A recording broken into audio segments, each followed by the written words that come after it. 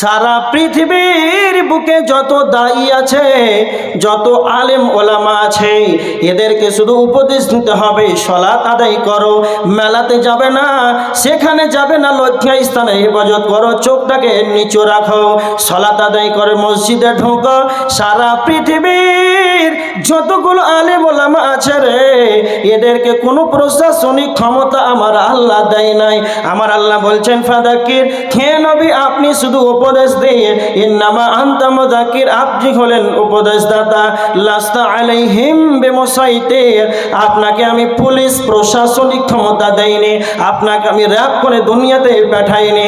তার মানে আপনি তাদেরকে শুধু বলে দেন, কোন আলেম ওলামার কাউকে আমার আল্লাহ এইটাই তাদেরকে দায়িত্ব দেয় নাই, জলসাতে যাবে, পিটিয়ে মেরে তাদেরকে জলসার মাহফিল বসিয়ে দেবে, মসজিদ আজান হবে, চায়ের দোকানে যারা গল্প করবে পিটিয়ে মসজিদ সলাতে এনে দেবে, এই দায়িত্ব কাউকে দেওয়া হয়নি, কোন আলেমা দেওয়া হয়নি।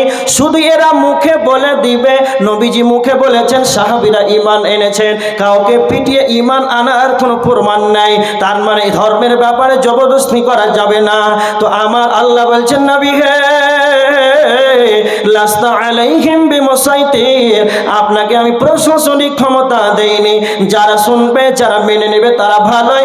আমার আল্লাহ সুবহানাহু ওয়া তাআলা বলেছেন, ইন্না হাদাইনাহুস সাবিলা, আমি তাদেরকে পথ দেখিয়ে দিয়েছি, ইম্মা শাকিরা ওয়া ইম্মা কাফুরা, তারা শুকরিয়া আদায় করবে না কুফরি করবে, এটা ওদের ব্যাপার।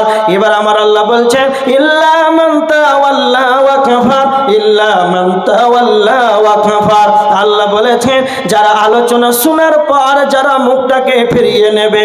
আপনাদের মাদ্রাসার জলসাতে অনেক লোক এসেছে জলসা শুনতে, কিন্তু সবাই জানে ফসলাত ফরজ, সবাই জানে ফজরে সলাতে যেতে হবে, জোহরে যেতে হবে, আসরে যেতে হবে, এশাতে যেতে হবে।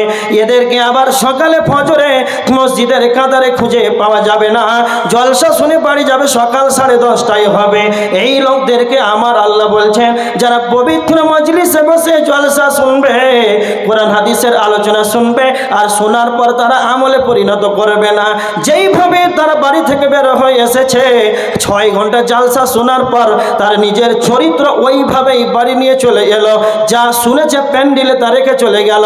ইল্লা মান তাওয়াল্লা ওয়া কাফার, যারা মুখ থেকে ফিরিয়ে নেবে রে, আল্লাহ ওদেরকে কাফের বলেছেন, জাহান্নামে যাবে কে, ওয়ালিল্লাযিনা কাফারু বিরাব্বিহিম আযাবু জাহান্নাম, যারা আল্লাহকে অস্বীকার করবে, যারা আল্লাহকে মেনে নেবে না, তাদের জন্যই জাহান্নাম আল্লাহ বানিয়েছেন। সূরা তাহারের 4 নম্বর আয়াতের ভিতর আল্লাহ বলেছেন, ইন্না আ'তাদনা লিল কাফিরিনা, আমি আল্লাহ কাফেরদের জন্য প্রস্তুত করে রেখেছি, কাফেরদের জন্য আমি রেডি করে রেখেছি, সালাসিলা ওয়া আগলালা ওয়া সাইরা, দারদানা কাজা, শিকল এবং বেড়ি, শিকল এবং বেড়ি এবং জাহান্নামের কঠিন আযাব আমি কাফেরদের জন্য রেডি করে রেখেছি।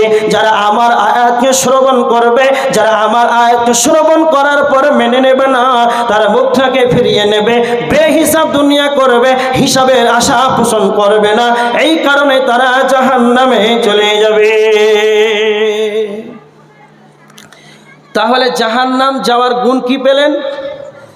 যারা আলোচনা শুনবে চুপচাপ জাহান্নামের কথা শুনলো। আব্দুল কাইয়ুম মালদা থেকে এসে বারবার বলছে, জাহান্নামে কে যাবে?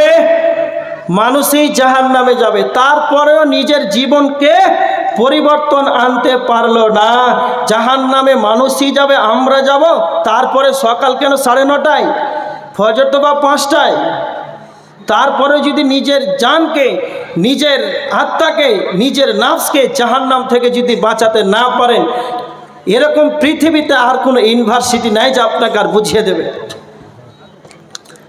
তাহলে জাহান্নাম যাওয়ার কারণ শুধু আপনাকে বললাম।